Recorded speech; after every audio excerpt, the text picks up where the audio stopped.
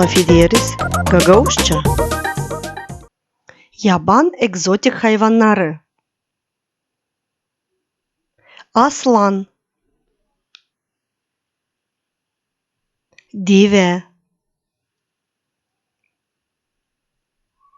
fil, kaplan, kaplumbağa, maymun. Tekrarlamak.